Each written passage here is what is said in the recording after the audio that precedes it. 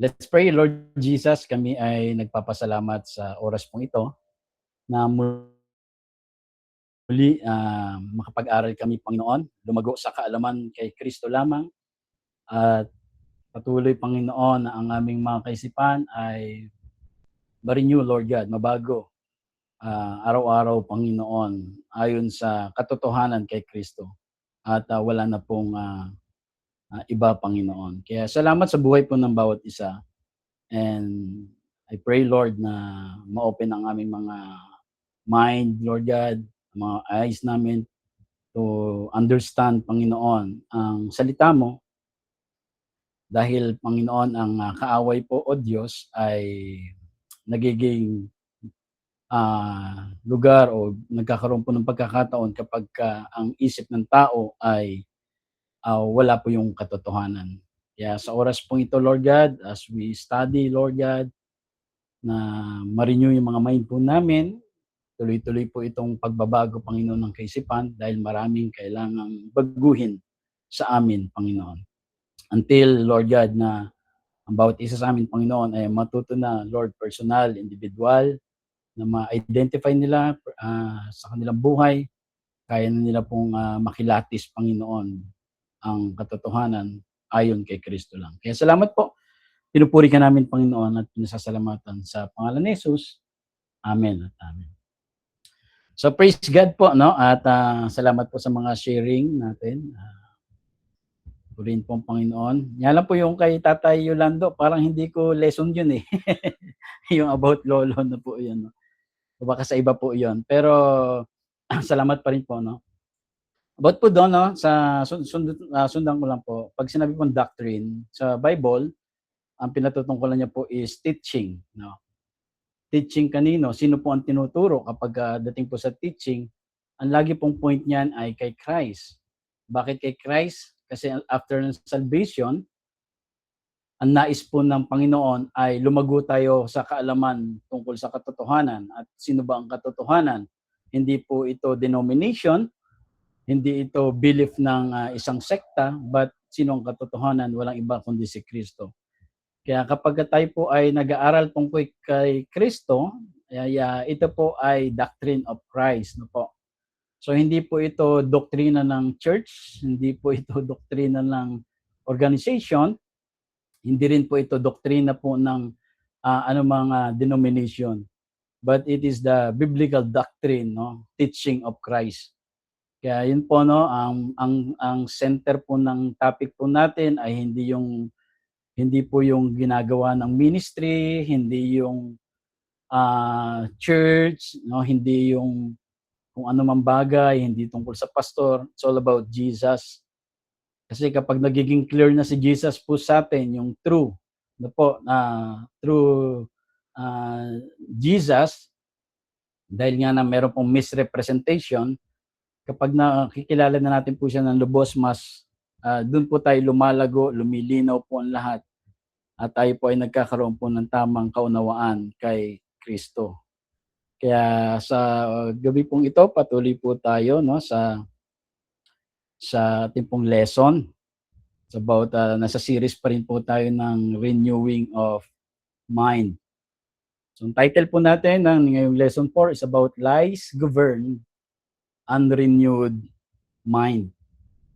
No, possible pa rin na may mga maling bagay sa kaisipan, no, kapag hindi nagre-renew po ng mind. No, pag sinabi pong renew, ma-renew tayo doon sa truth. Walang iba po kundi kung ano yung teaching of Christ. So hindi po yung paniniwala ng isang tao kundi teaching of Christ. So marami kasi pong paniniwala lalo na maging mga mananampalataya na outside po doon sa true nature po ng Panginoong Kristo. So kaya yun po yung kailangan ma-renew, no? At tuloy-tuloy po yung pagre-renew dahil marami pong naitanim sa atin, sa ating pong mga isipan. Hindi po ito nakukuha sa one-time event, no? Kundi marami every time na kapag naging clear na po talaga ang lahat sa atin, marunong na po tayong mayroon pong tinatawag na rightly dividing the word of truth. So mapag-uusapan po natin 'yan sa mga susunod, sa last part po natin, 'no.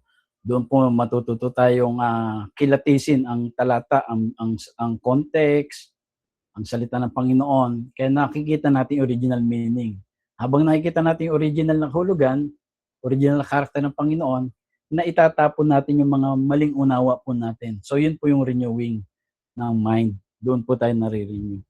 So ang ating pong, objectives po ngayong gabi, unang bagay maipakita po na ang tunay pong sandata ni Satanas, ni Satan, walang iba ho kundi yung panlilinlang o yung pagde-deceive. So hindi po kapangyarihan, 'no. Ulitin po natin, 'no. Ang kanya pong, weapon lang is to deceive us. Malinlang ang tao. Upang mawala ang takot ngayon 'no, pag-usapan po natin, maipakita yung tunay na weapon ni Satan at mawala yung takot ng mananampalataya at magkaroon siya ng tamang pagkaunawa kung paano kumikilos ang kaaway sa pamamagitan ng kasinungalingan. Tandaan niyo po, wala hong puwedeng ipakita at ibigay sa isip natin ang kaaway, kundi lahat ay kasinungalingan dahil siya'y ama ng kasinungalingan. At wala tayong masusumpungang katotohanan kay Satanas, no po, kay Satan. Pangalawang bagay, maipatibay ang kahalagahan ng tamang kaalaman, no, tumatag po tayo doon, ma-establish tayo doon sa tamang kaalaman tungkol kay Kristo. So, upang maunawaan ang mga mananampalataya kung sino siya kay Kristo at kung ano ang natapos ni Jesus para sa Kanya. So, foundation po natin yan. No po, malaman po ng isang mananampalataya yung kung sino siya kay Kristo at kung ano ang natapos ni Jesus para sa Kanya. So kapag ito po ay malabo sa isang mananampalataya, hindi po siya lalago. Kahit na sabihin nating marami siyang dinidisciple, na kahit na siya na active sa church, na kahit na siya may mga result, no po. Kasi ang paglago ay hindi base doon sa ating pong activity, but based doon sa ating understanding. Dahil ito po, no, kapag natuto na tayong mas naunawaan na natin, nakikilala na natin ang sarili natin kay Kristo, yun po ang paglago sa atin. Yun lang po ang tanging paraan upang lumago. Dahil tayo po ipinanganak kay Kristo rin po tayo lalago. No? Hindi po sa labas ni Kristo.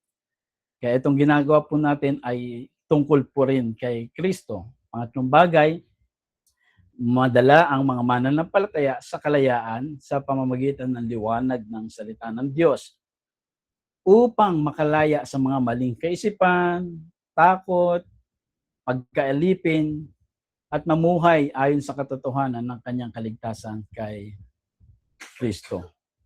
So, yun po yung ating pong pag-uusapan. No? Unang bagay na Satan has a room where there is ignorance of God's word.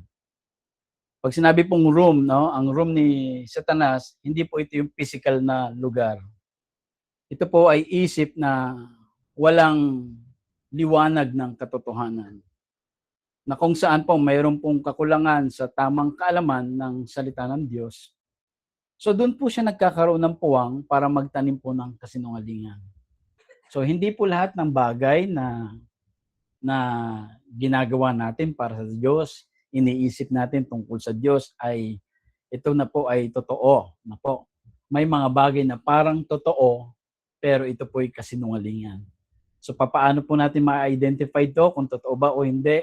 Sino yung truth? Kilalanin mo si Kristo, alamin mo yung finished work ni Christ, alamin mo yung kung sino ka kay Kristo, alamin natin kung ano yung ginawa ni Kristo para sa atin at ano yung kayang gawin ni Kristo. So yun po yung mga bagay na binabanggit ko po, no? Tungkol lahat kay Kristo po. Kapag naunawaan natin itong mga bagay po na to, tayo po ay lumalaya doon sa kasinungalingan. So yun po, no? Doon po nagkakaroon ng puwang na magtanim ng kasinungalingan. Hindi siya makapangyarihan, tandaan po natin. Si Satanas po ay hindi makapangyarihan. Siya po ay talunan na. Nagiging epektibo lamang siya sa paraan o dun sa presensya ng kamangmangan. Ngunit sa sandaling pumasok ang liwanag ng Diyos, agad pong nawawala yung karapatan po at impluwensya ng kaaway ni Satan. So, sa Bible po merong tinatawag pong foolish, no? Naalala niyo last Thursday, no, yung parable po, no, na kung saan meron pong dalawang nag-build ng kanilang bahay, yung isa sa buhanginan at yung isa ay sa batuhan. Again, no, hinukay niya yung lupa at na hanggang ma-reach yung bato, doon po siya nag-start mag-build. So yan po ay parable. Yung isa po ay wise ang tawag, yung isa naman po ay foolish, no. Ang sabi po ay isang matalino, isang mangmang. Kaya kapag ang isang tao po kahit gaano kadunong, kahit gaano ka-active sa church, kahit anong dami niyang ginagawa sa ministry, pag hindi malinaw sa kanya si Christ, siya po ay nakatayo doon sa buhanginan. But still, siya po ay Kristiyano, no? Ligtas po yan. Yun nga lang, hindi siya lumalago sa kaunawaan tungkol doon. So, kaya tayo po ay nagdidig, naghuhukay, at yung bato doon ay si Christ, siya yung foundation natin. Kaya, si Satanas po, na Satan, thrives where there is ignorance of God's word. Anong ibig sabihin po noon? The strength of darkness is not power, it is deception. So si Satan daw po ay hindi siya lumalakas sa kapangyarihan po. Si Satanas ay lumalawak siya doon sa kakulangan po ng katotohanan. Satan thrives where there is ignorance. Kapag ang isang mananampalataya ang kanya pong isip, no, ay mangmang sa katotohanan. Pag sinabi pong God's word, hindi lang ito yung Bible verse na alam po natin, na kinakabisan natin, na sinasabi po natin. Pag sinabi pong God's word, referring word, no po, tungkol pa rin kay Kristo, no? Kung sino si Kristo at kung ano ang meron kay Kristo. So, maraming mananampalataya, still maraming alam tungkol sa salita ng Diyos, but it was distorted, no? Hindi naka-align dun sa katotohanan, sa character and nature ni Christ. Kaya yun po ay kamangmangan sa harapan po ng Panginoon. At dahil mangmang sa katotohanan, ano pong nangyari? Doon po lumalawak lang yung pagkakataon ng kaaway. Bakit? Dahil kulang po sa katotohanan. And the strength of darkness is not power. Ito po ay deception. No, kaya kung saan hindi kilala si Kristo ng tama, doon po nagiging normal ang kasinungalingan at nagmumukhang totoo ang mali. So yun po, no, yun ang deception. No, nagmumukhang totoo ang mali. So hindi kayang talunin ng kaaway ang katotohanan. Kaya ang strategy niya po, tinatago niya ang katotohanan, binabaluktot niya ang katotohanan, at para palitan ito sa isip ng mananampalataya.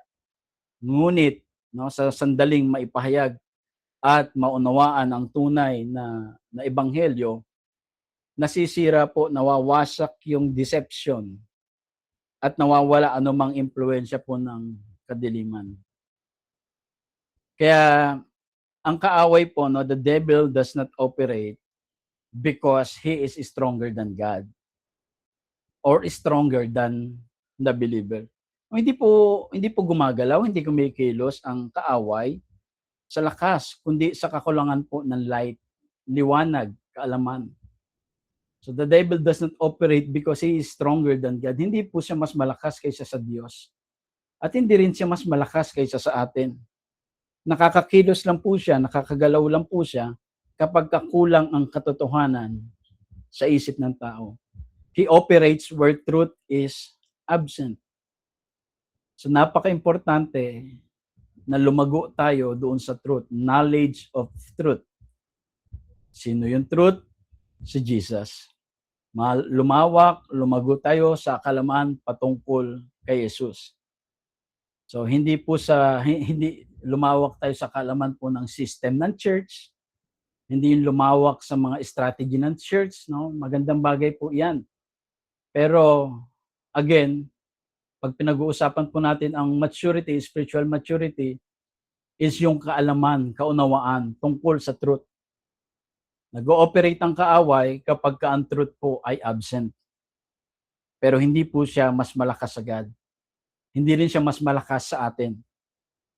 So yun po. Kaya kaya niyang impluwensyahan yung perception ng isang tao kapag kulang po sa kaalaman.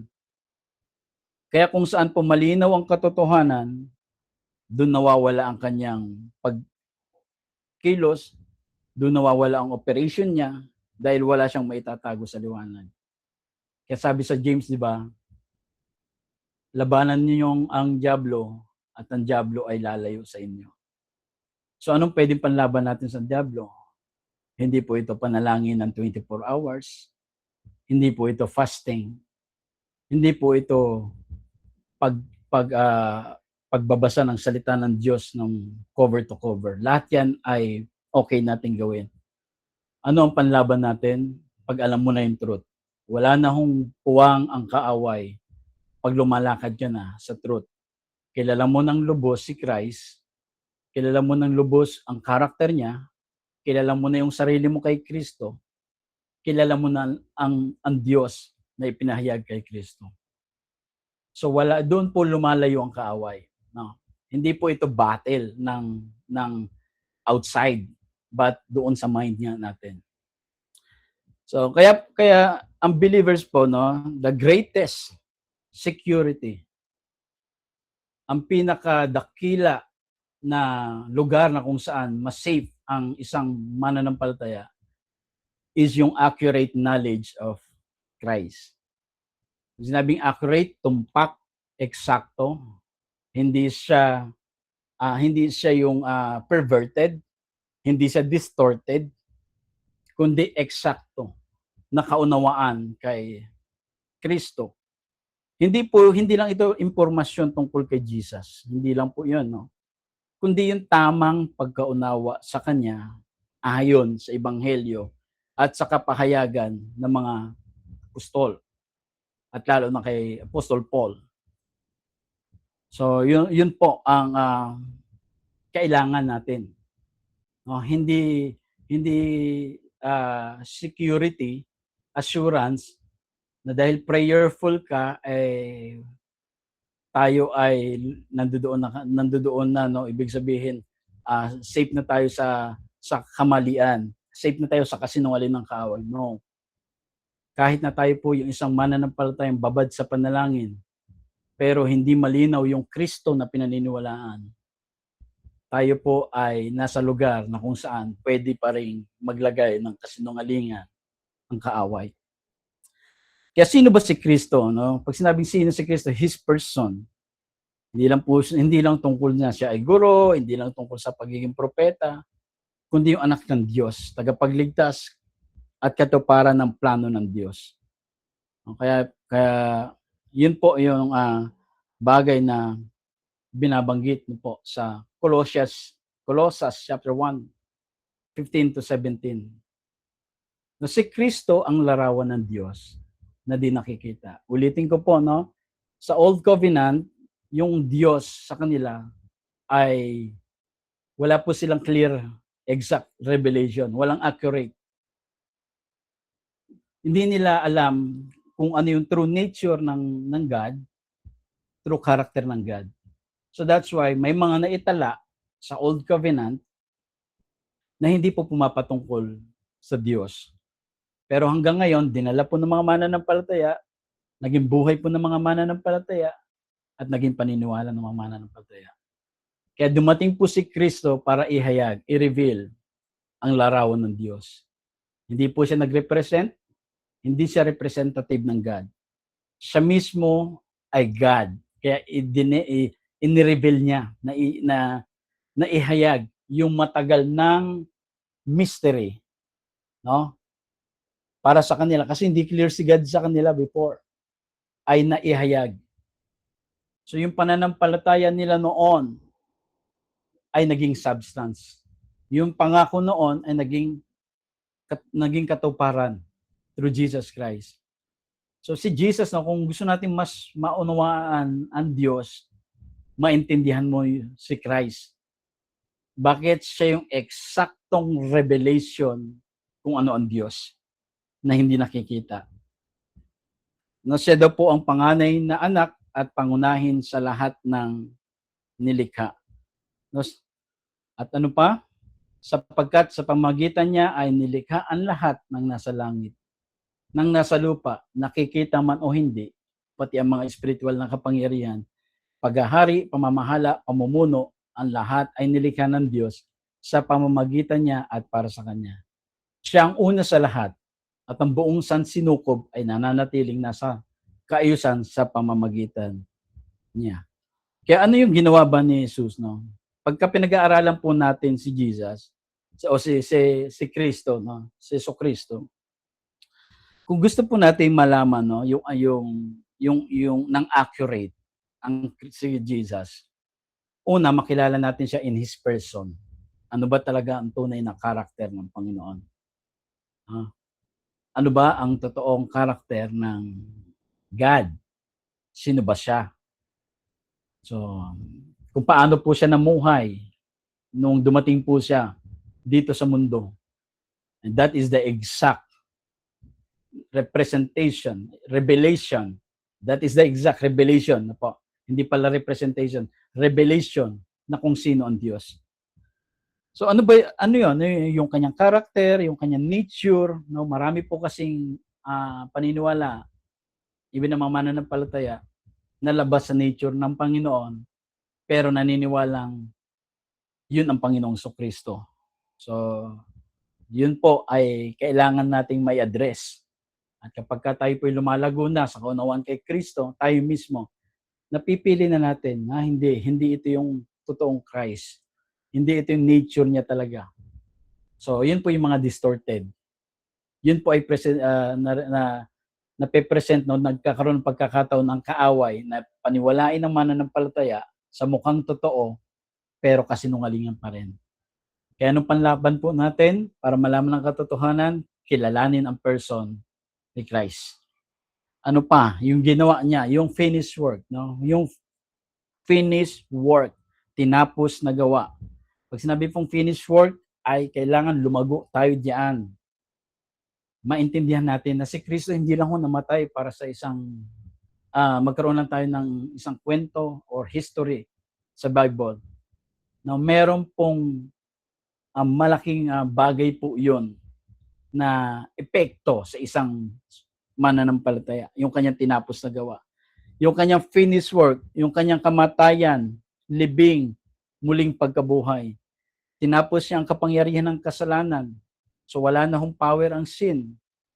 Ibinigay niya ang kapatawaran at ang katwiran, no? Yung forgiveness and righteousness. Ipinagkaloob niya yung bagong buhay sa Kanya. So kaya tayo ngayon, ang buhay na dala natin is yung buhay ng Diyos, the Zoe, life. No? Yung God kind of life. No? Na kung ano yung buhay mismo ng Diyos, yun po yung ibinigay po sa atin. At ano yung tinapos niya at sino yung identity natin kay Christ, no? Kasi kailangan maging ma-familiar po tayo. Magkaroon po tayo, magkaugat po tayo dito, no? Tayo pinatawad na. Matuwid ka na kay Kristo. Amen. Kaya kasama kang nakaupo sa Kanya. Tinanggap ka na. Hindi ka na kailangang pahirapan pa. Kundi ikaw ay accepted na sa Panginoon. So kung yung mga bagay po na yan ay maunawaan po natin lubos, na kahit anong gulo po ng paligid, wala kang takot, no? Hindi ka nangangamba hindi ka natatakot na ikaw ba ay sa Diyos o hindi, no? Very clear sa iyo kung sino ka kay Christ. Your identity, you are forgiven, you are righteous, accepted, saved, you are healed, blessed, no? Highly favored, victorious, you are more than conqueror. So lahat pong yan ay dapat ay inaangkin at nilalakaran ng mga mananampalataya. Hindi po yan ma-achieve pa lang po natin. Hindi po yan mga paparating sa buhay po natin. No? That's our reality. Ito na po yung ating identity. At paano ba siya kumikilos ngayon sa New Covenant reality? No, hindi po siya malayo. Ulitin po natin, no? Ang Diyos natin, every time na mananalangin ka, huwag mo siyang kausapin na parang nandun siya milya-milya. Nasa atin po ang Diyos. Kausapin po natin siya bilang Ama. At ang Panginoon ay hindi galit sa atin, kundi siya po ay Diyos ng pag-ibig. Sinasamahan tayo at binibigyan tayo ng mga bagay na paraan upang lumago. Kayong accurate knowledge of Christ, no, kung sino siya, yung pag sinabing sino siya, yung totoong character niya, totoong nature niya, at kung ano yung finished work niya, ano yung ginawa niya, at kung sino tayo ngayon sa Kanya. So doon po, pagka na-establish tayo doon sa mga bagay na yon, doon po nagiging accurate na yung ating pong knowledge patungkol kay Kristo. Pero kapag mali po ang pagkaunawa kay Kristo, mali rin po ang magiging identity. Na parang ang tagal mong Christian, pero pakiramdam mo, hindi ka pa rin malaya. Na ang tagal mong Christian, pero iba yung response mo sa mga sitwasyon. Na ang tagal mo ng Christian, pero iba yung pananaw mo sa Diyos. Pero kapag tama ito at tumpak, nagiging matatag po ang isip, nagiging malinaw ang pananampalataya, at nawawala po ang deception. Ignorance, the believer's greatest security, great knowledge. That is why na po yung devil the devil fights knowledge. No? That is why the devil fights knowledge. He attacks understanding, yung pagkaunawa. So doon po siya, no? Pagka nakikitang maling Kristo yung na-present sa atin, so doon siya nakakatanim ng mga kasinungalingan. At ang kaaway po, no, he does not want people to know what Jesus accomplished in His death, burial, and resurrection. So okay lang kay Satan na mag-church ka, maging active ka, mag-function ka, yun, gamitin mo yung buhay mo sa ministry. Pero ayaw niyang malaman yung na-accomplish ni Jesus sa iyo. His death, burial, and resurrection. Kasi doon po nagkakaroon po ng accuracy. Doon po nagkakaroon po ng exact, perfect na pagkaunawa kay Kristo. Pag naintindihan mo na yon, ay wala na hong puwang ang kaaway, ang kasinungalingan ng kaaway sa isip mo. So hindi po siya kontra doon sa mga ginagawa natin. Ano po, hindi niya ho tayo sasabotahin po diyan. Ang sinasabotahin niya po yung understanding natin na makilala natin ng lubos si Christ. So ganun po, no? But some of us, may mga panahon naniniwala tayo na example, meron tayong ministering sisimulan, tapos na magi-start na tayo, magi-start na tayong gawin, nagkaroon ng mga problema, nagkaroon ng mga aberya. So, kaagad pinupoint natin yung kaaway, no? Parang ganon, gumagawa yung kaaway para hindi matuloy. Alam niyo po, hindi gagawin po ng kaaway yan. Hayaan niya matuloy yan. Ang trabaho lang po ng kaaway is deception, maglagay ng kasinungalingan sa isip natin. Hindi niya pipigilan yan yung mga ginagawa natin. Wala po siyang kayang gawin. Ang kaya niya lang pong gawin ay lumawak yung kasinungalingan sa isip ng mananampalataya. Dahil tandaan po ninyo, no, even sa church, no, sa church, may mga ganyan na parang kumikilos ang kaaway sa church. No? Tandaan nyo, wala akong kayang gawin ng kaaway, kundi i-deceive lang ang mananampalataya. So, dahil napapaniwala tayo sa ganon, na may mga ganon na moves, kaya lahat ang point ng mga ganong bagay, ay okay lang, dahil meron tayong sinisisi ang kaaway. Pero minsan, ito yung natural na nangyayari, ang mga bagay na resulta dahil sa sitwasyon, no? Dito natin sa mundo po natin. So, yun po, no? The ignorance gives Satan an atmosphere to manipulate minds. Yun yung sinasabi po natin. Hindi niya pula kayang labanan ang katotohanan ng harapan. Sapat na po sa kanya na itago at yung katotohanan ay palabuin sa isip po ng tao. Kaya kapag walang liwanag ng salita, nagiging normal yung kasinungalingan. Nagkakaroon ito ng kapangyarihang magdikta ng takot. No, nabubuhay yung Christian sa takot, maling paniniwala, maling interpretasyon sa Diyos, maling interpretasyon sa realidad. Pero sa sandali pong pumasok ang katotohanan ng Diyos, nasisira po yung atmosphere ng deception. Nawawala ang kanyang influence. Tandaan po natin, yan lang po ang kayang gawin po ng kaaway. I-deceive po tayo. Ulitin ko, ginawa niya kay Adam yan, nagkamali si Adam, inulit niya kay Jesus. Pero si Jesus, alam niya yung kanyang identity. No?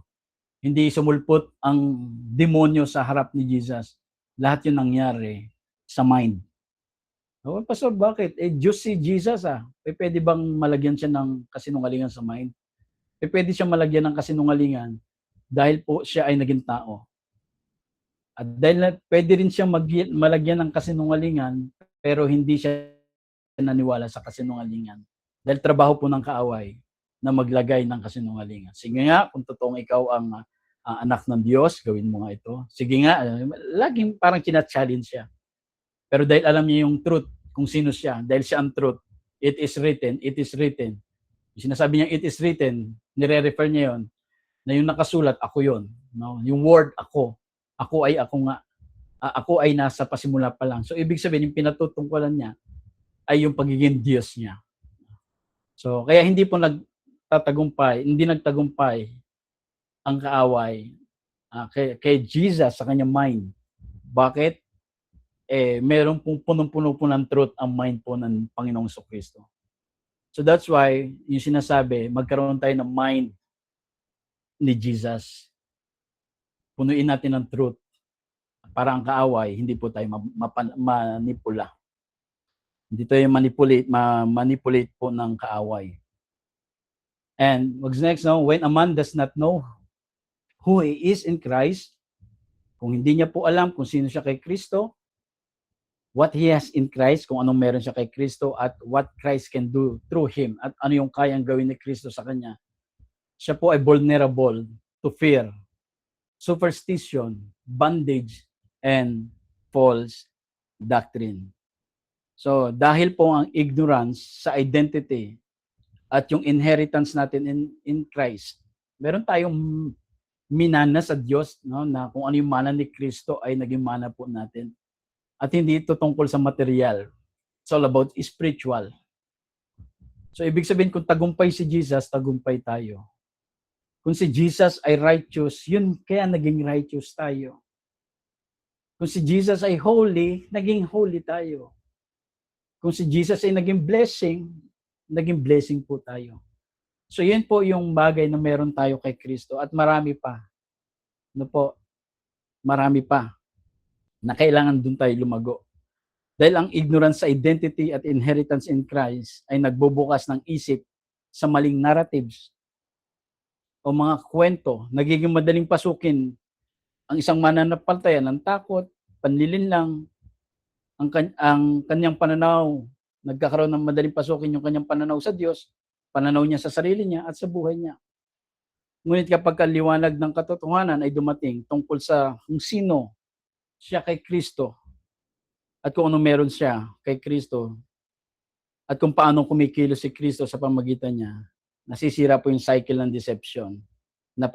Napapalitan po ito ng stability, ng clarity, at ng spiritual confidence. Tumitibay po tayo, tumatatag tayo. Nagiging malinaw si Christ sa atin ngayon. Nagiging malinaw tayo kung sino tayo kay Christ. At nagkakaroon po tayo ng spiritual confidence. Hindi tayo natatakot. Hindi tayo nahihiya sa God dahil tayo po'y anak niya. Siya'y ating ama. So yun po yung bagay na meron tayo. But the moment light comes, darkness disappears naturally. Natural pong umaalis ang darkness. Hindi natin kailangan makipag-battle. At kahit na po babaran mo pa ng prayer, Kung hindi mo alam ang truth, hindi po aalis ang darkness. Tanging light lamang ang pwedeng makapag-alis sa kadiliman. Darkness disappears naturally. Naalala nyo noon, isang illustration ko, pagpapasok ka sa isang madilim na kwarto, kahit magsisigaw ka, hindi magkakaroon ng liwanag. Kahit na magwala ka, kahit anong gawin mo, hindi magkakaroon ng liwanag. Unless you turn on yung switch.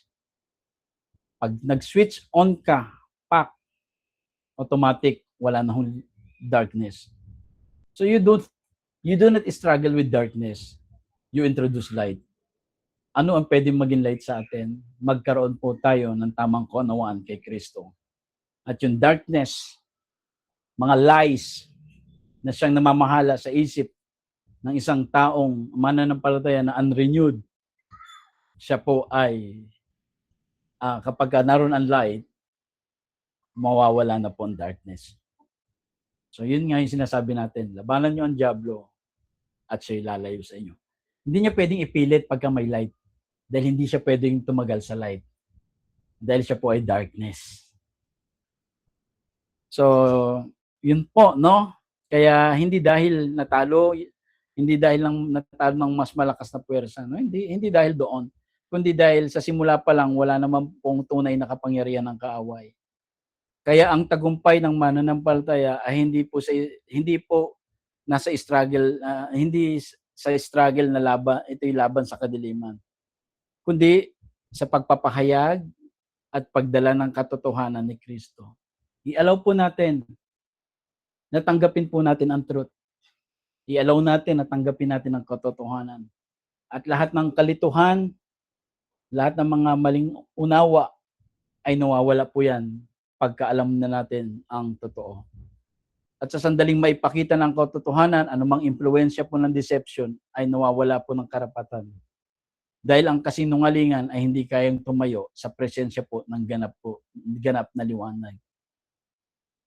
Colossians 1:13, who had delivered us from the power of darkness and had translated us into the kingdom of His dear Son.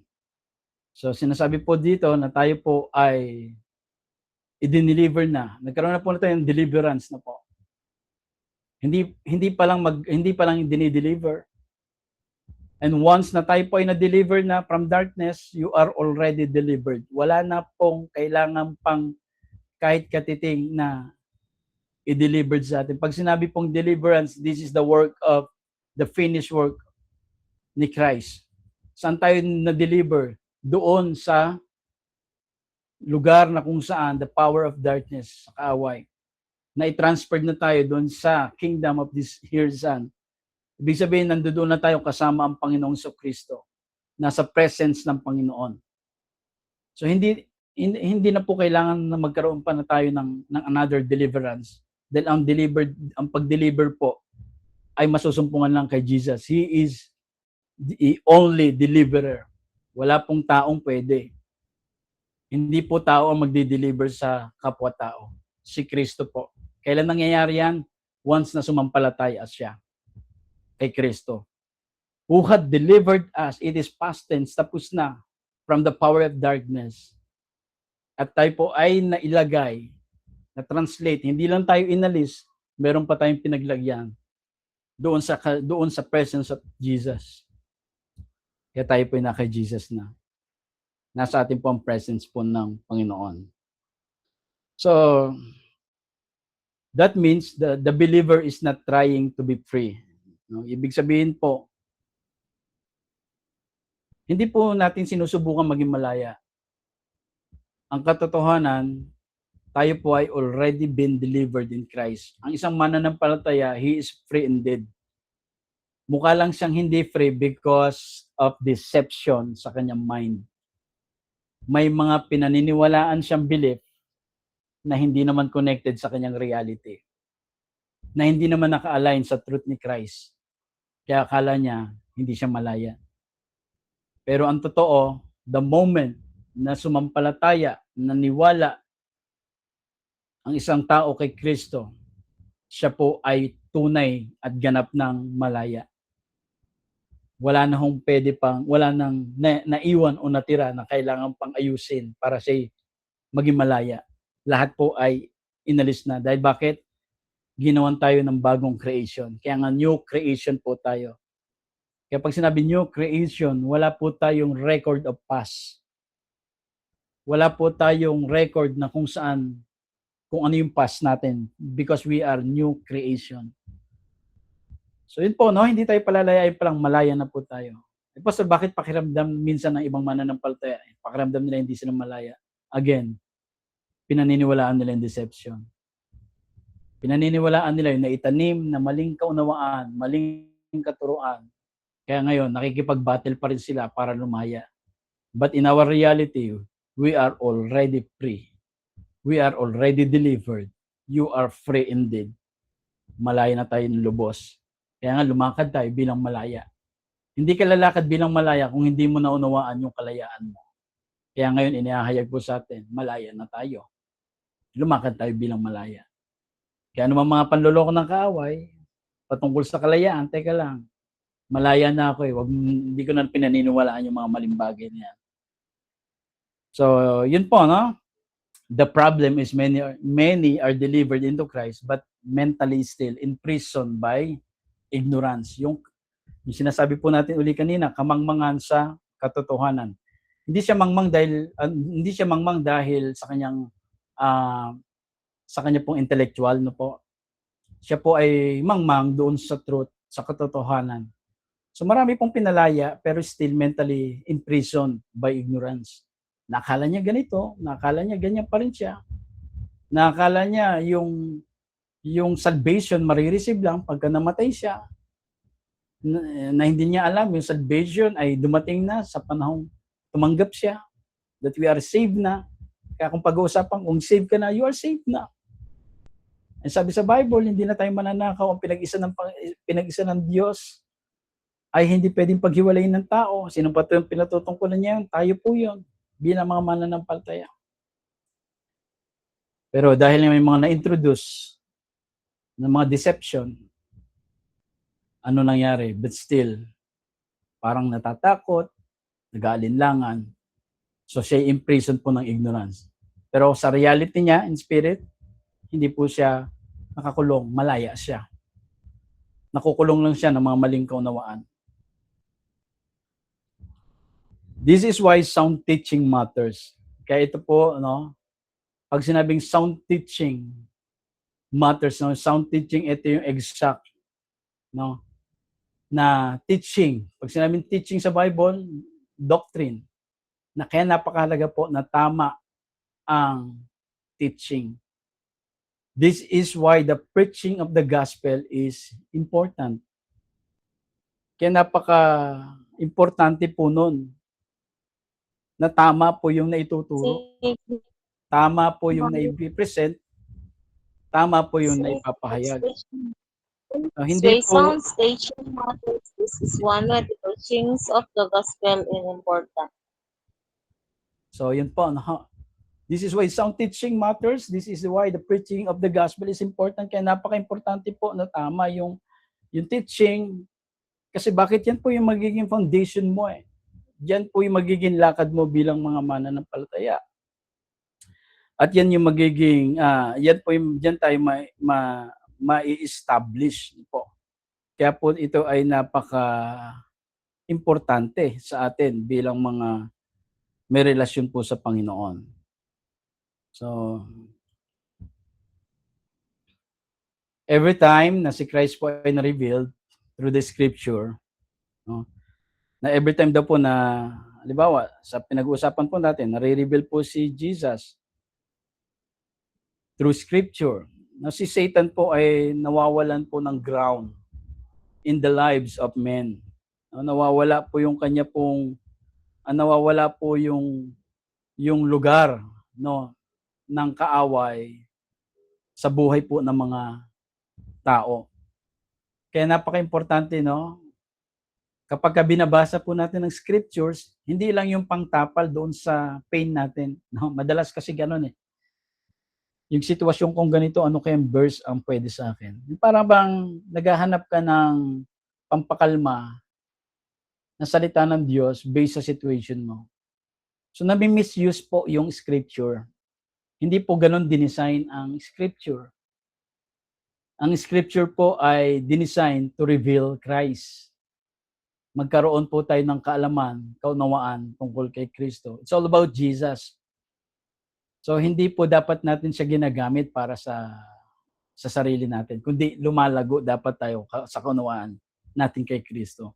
Kaya kapag gano'n ka na, nasa gano'n ka ng kaunawaan, na yung verse sa'yo, si Christ yung nakikita ko. For example, buhay lalo sa Old Testament, napakaraming shadows po diyan eh. Example, life of Jonah, no? Si Jonah po ay pumasok po sa loob po ng tiyan ng dambuhalang isda, 3 days and 3 nights, and after nun, niluwa po siya. So kapag binasa po natin siya, hindi lang siya yung tungkol sa story ni Jonas, meron pong pinatutungkulan po yun. Kailangan may revealed yung Christ. So yung story po na yun, this is the revelation, this is the shadows, na kung saan yung 3 days and 3 nights is all about Jesus, yung kamatayan. And after nun, niluwa po siya. This is the resurrection of Christ. So hindi lang yung isinuka lang siya, kundi pinatutungkulan po yun yung resurrection. Dahil 3 days and 3 nights po na nasa dilim po. So ano yung dilim po na yun? Siya po ay, yung time po na yun ay yung kamatayan ng Panginoon. Then after niluwa, nagkaroon po ng resurrection ang Panginoon. So ganun po, no? Nakikita po natin, si Christ pala yun. So ganun. So marami po, no? Lalo na sa old covenant, no? Na mas naihahayag, mas pinakikita na even po sa New Covenant, no, may mga pinakikita, no, all about Christ. Kasi po ang Genesis to Malakay, ang sinasabi po ni Jesus, no, yung kanyang encounter po yung sa mag-asawa sa Emmaus, lahat ng kasulatan is concerning to me. Pag sinabing lahat po yun, lahat na binabanggit doon is not everything, kundi yung mga bagay na pumapatungkol lang sa true nature and character ni Christ. Kasi nga bakit? May mga naisulat nga po na hindi nature ng Christ. So ganoon natin siya nakikita. Na even kay Job, no, may mga naisulat si Job na si God ang nagbigay, siya rin ang magbabawi, kukuha. No, yun po ay yun po ay wrong nature ng God. Hindi po ganun ang nature ng God na ibinigay niya tapos kukunin niya. Bakit may ganung kaunawaan si Job? Kasi nga, yun ay katuruan na natutunan niya, na naipasa sa kanya. Kaya doon sa last chapter, no, doon binanggit ni Job, nagsisi siya dahil mali yung naging kanyang understanding about doon sa God. So nare-reveal mo po yung true nature naman ni Christ, true nature ng God, na hindi po kailanman babawi ang God natin. Dahil siya po ay nagbigay at nature niya yung nagbibigay. So yun po, marami, no? Kaya every time na si Christ po ay nare-reveal through the scriptures, no, Satan loses ground in the lives of men. Lumalago na po tayo, ibig sabihin noon. Wag tayong mag-focus na i-deal yung outside natin. Hindi ko sinasabing gumawa ka ng mali. No. Kasi the more na nare-reveal si Christ sa scripture, automatic po yan. No. Natatama yung isip mo, natatama yung action mo, natatama yung pananaw mo bilang isang mananampalataya. So kaya po halaga po, no, na maunawaan po natin ng higit lahat ang salita po ng Panginoong Kristo, wag lang po sa bagay na kung saan na pang-pacify natin sa situation natin. So hindi po siya applicable po ganoon dahil ang scripture po ay hindi siya flexible. Siya po ay naka-design lang to reveal Christ. Kaya dun sa verse na binasa natin kanina, lahat ay nilikha para kay Kristo. Ibig sabihin po noon, lahat No? Even yung mga dominions, powers, it's all about Christ. Kaya tungkol po kay Christ lahat. And next, John 1, verse 5. The light shines in the darkness, and the darkness has not overcome it. The light shines in the darkness, and the darkness has not overcome it. So, ang answer po sa deception is not fear of the devil, but the answer is knowledge of Christ. So this is why, no, yung fight.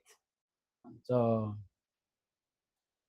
when the believers grows in understanding of God's word, ano pong nangyayari sa kanya? Satan has no hiding place. Nawawalan po ng lugar na pwedeng pagtaguan ang kaaway kapag ang mananampalataya ay lumalago sa kaunawaan kay Kristo. So this is why the fight for truth is always a fight for clarity, not intensity. The devil is not intimidated by noise, but he is displaced by revelation. So papaanong revelation? Hindi po ito yung parang dumating lang sa isip po natin, doon nare-reveal sa scripture. Pag nare-reveal doon sa scripture, si Christ, nagkakaroon po ng light, dumarating ang truth, nagkakaroon ng clarity.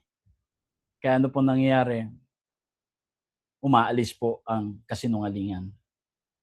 So that is why Jesus consistently corrected yung mga misunderstanding with the word.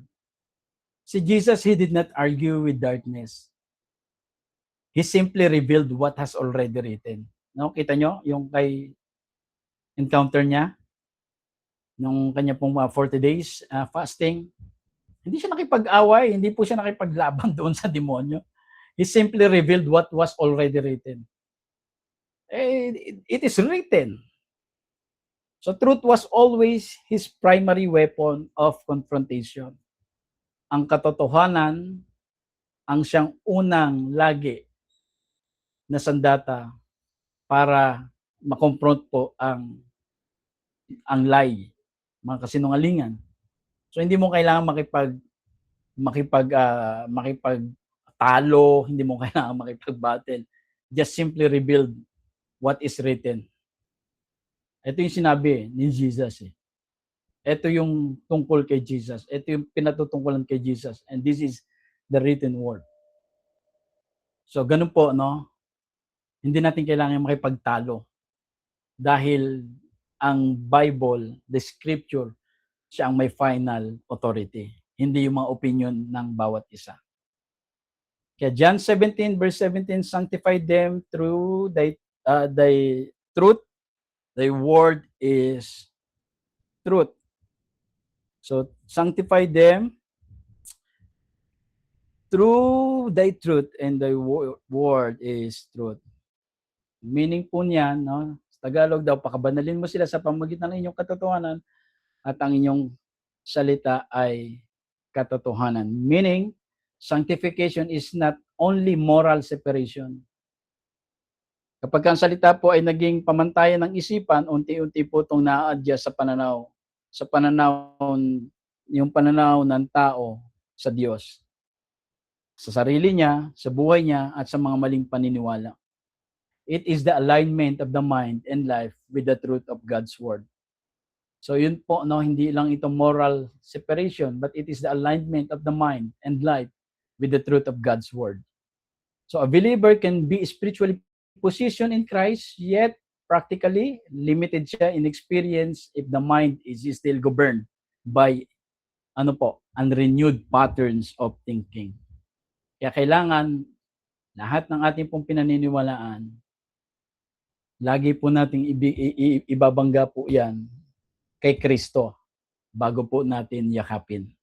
And even ito pong aking tinuturo, na kung may mga bagay na hindi bumabangga kay Christ, huwag niyo pong yakapin. So ganun din po sa ibang bagay na pwede niyo marinig. Kung hindi si Christ yan, kahit na sinasabi Jesus, kung yan ay outside dun sa ating identity, sa nature ng Panginoon, i-examine po natin. Yan yung pinag-usapan po natin last time. Pwede natin i-examine doon sa truth. Anong pwede natin pang-examine sa kasinungalingan? Walang iba kundi ang katotohanan. At anong katotohanan? Sino ang katotohanan? Si Kristo lamang. Examine natin siya through the lens of Christ. This is why the enemy's strategy, madalas mabagal lang, subtle. He does not always need to introduce yung mga outright lies. He only needs to delay yung mga revelation, distort yung interpretation, or keep truth unprocessed. So yun po yung kanya pong ginagawa, ang kanya pong strategy. Kadalasan, hindi po biglaan, hindi halatang kasinungalingan.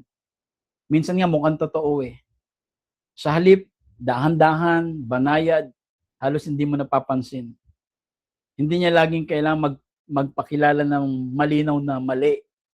Sapat na sa kanya yung parang nadidelay yung revelation. Ito, kulang yung revelation niya kay Christ. So doon po nagkakaroon po ng space na makapag-plant even ng kaaway, ng mga lies. Mga maririnig kayo, may mga maituturo, mga distorted interpretation, yung verse ay mali ang pagkaunawa, mali yung ibinibigay kasi bakit? Ang pinakadelikadong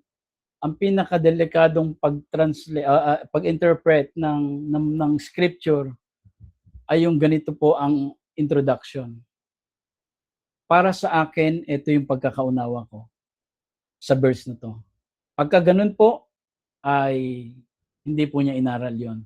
Bakit? Kasi para sa kanya yun eh. Para sa akin, ito yung pag-aaral ko. Para sa iyo yun. Pero ang totoo dapat, ano yung sinasabi ng scripture? Kasi meron ng kahulugan ng scripture. So nagkakaroon ng distortion, interpretation, yun ang ginagawa ng kaaway, keeping truth and process. So kaya hindi niya kagad pinapakitang mali. No? Minsan matagal mo na nagiging buhay. Kapag dumating na yung truth, yung pala yun. Tagal kong pinaniwalaan yun. So eto na ngayon pala yun. So ngayon, doon lang nare-reveal sa'yo ngayon. At doon po pumapasok po yung truth.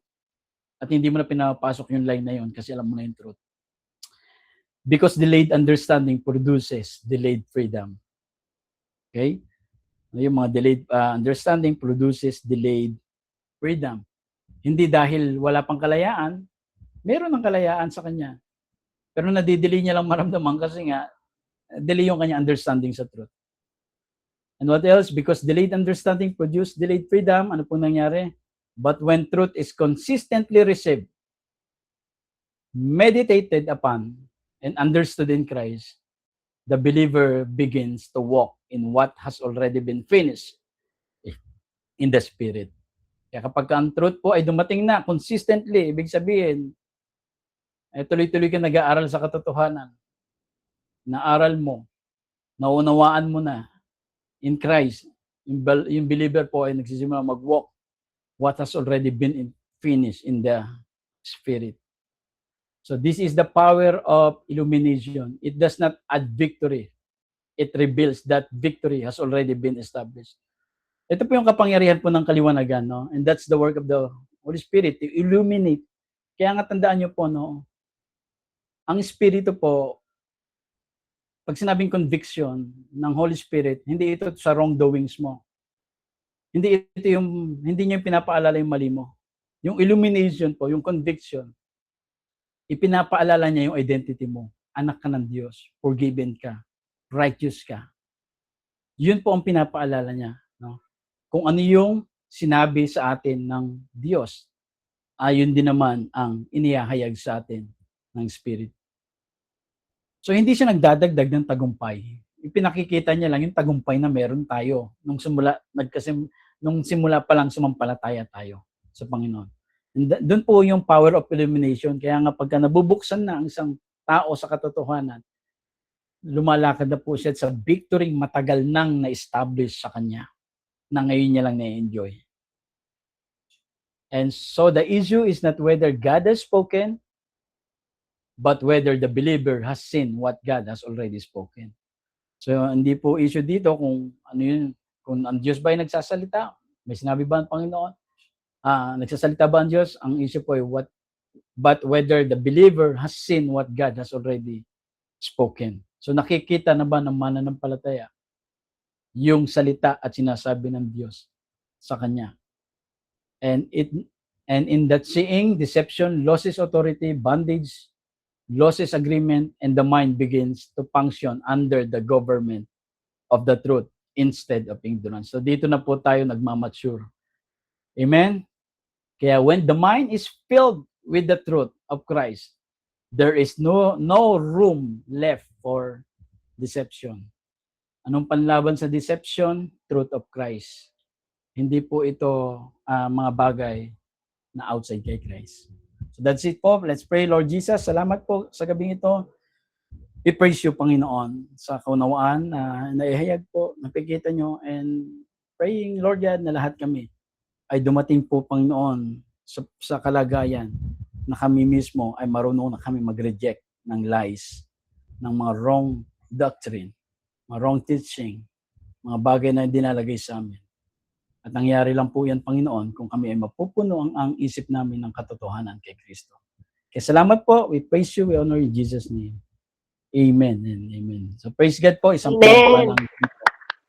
Praise the Lord. Palakpakan po natin ang Panginoon. Ano po? Glory to God. Grabe, alam niyo, busog na busog na